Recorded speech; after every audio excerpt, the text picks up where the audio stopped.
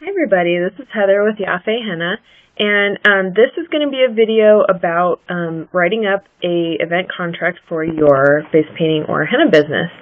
So I'm just going to get started here. I wanted to do just kind of the main highlights of things that are really important for you to have in your contract. I recently wrote up my own.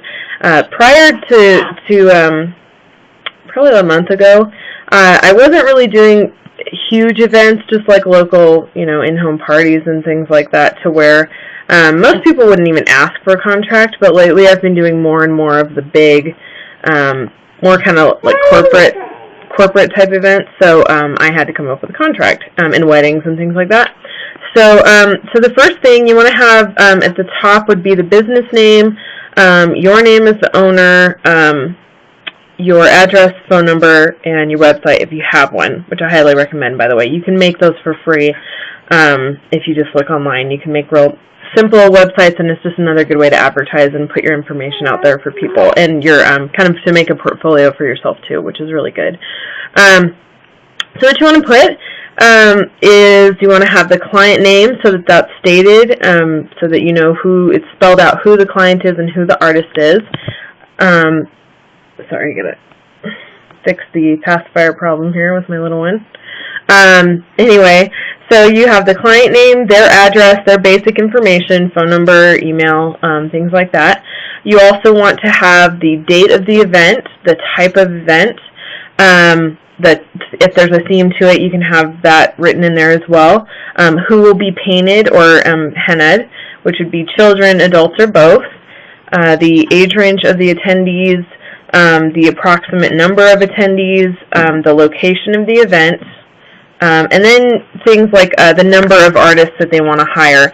In my case, I've only got myself and one other artist, so they can ask me to provide up to 2 artists, and then later on in the contract you're just going to want to state what your hourly charge is and how much it costs to have an extra artist there. You also want to have them state the time that they want you to begin and the time that they want you to stop working.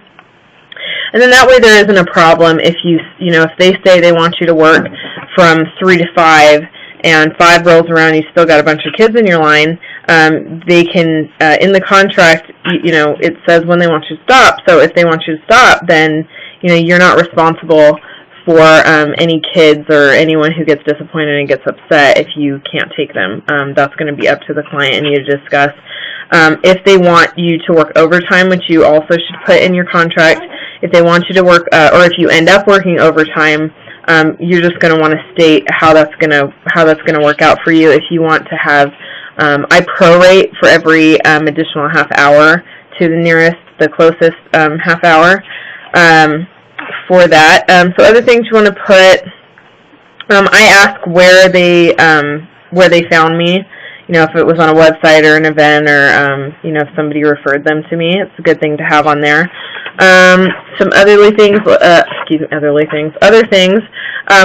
I talked about the hourly rate. You want to state that, and spell out what your hourly rate is, how much it is for an extra artist, your deposit terms if you do a deposit, which I think is good.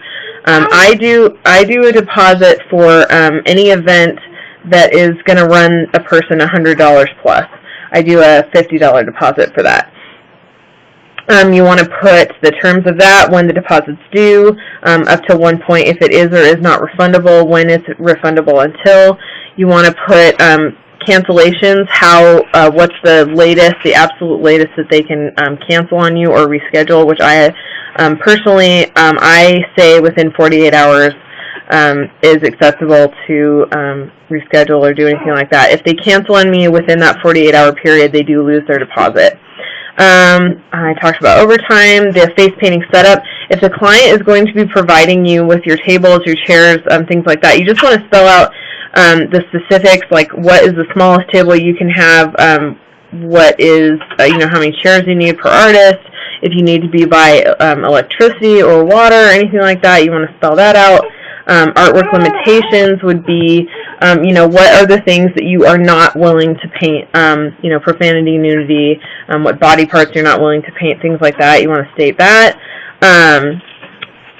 Another thing would be parking. That way, if you write in, it's good to write in that the client is responsible for any parking fees that are incurred while you are working at their event. Weather is another big one. The client agrees to provide protection from extreme weather, such as extreme heat, cold, snow, thunder, lightning, things like that. Another good one, which I did not think about until I was looking around at other contracts, but I thought that this one was very valid and very important, and that is extreme adverse work conditions. And that means that the client agrees and understands that you as the artist have the right, and you'll exercise the right, to quit working and leave the event in the case of, say, a child, a pet, an adult is causing problems, is violent, is any reason that you have to feel like you're not safe or you're uncomfortable. The client is agreeing that, and they understand that you will leave if the situation is brought to their attention and it's not dealt with properly, that you will leave and no monies will be refunded to them. The last major thing, and probably the most important, is the liability statement. And basically that spells out, that while we do, in my case, while I do use FDA approved and cosmetic grade face paints and body art supplies, I am not responsible, you as the artist are not responsible for any allergic reactions that might happen when a child gets a face paint from you. Because it's the child or the parent's responsibility to know that if the child has extra sensitive skin or they've had an allergic reaction to face paint in the past, they shouldn't be getting face painting done, or they should have you do a patch test before you do a full design on their face for safety reasons. The other thing that spells out is that you will not be painting on any child who appears to be sick, suffering from cold sores, conjunctivitis, which is like pink eye, any kind of eye infection, ringworm, eczema, any other infectious skin disease or open wound, that you will not paint on that. It's just bad business. It's not a good idea. You're going to contaminate your brushes, and the client needs to understand that you're just not going to do that because it's just not a good idea. It's not sanitary, and it can get you in a lot of trouble if you don't spell that out. So, and then the last thing would be stating that the client agrees to pay and is responsible for damages to clothing or your supplies in the event of, something happening to it while you're at the event. A sprinkler goes on, a dog chews it up, anything like that. You want to spell out that the client will agree to compensate you for those things.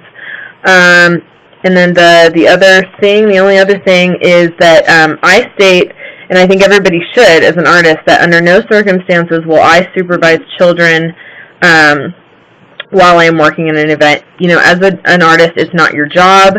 It's the job of the client or the parents or any adults that are around. There should be people supervising the children. It's not your job. You're there to work, and that's what they're paying you for. They're not paying you to babysit, and you shouldn't have to.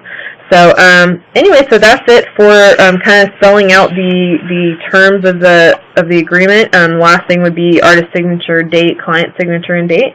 And you've got a pretty basic but solid agreement that you can give to your clients, and it just adds that extra touch of professionalism to your business. So I think it's a good idea. All right, thanks for watching, you guys. Have a great rest of your day. Bye.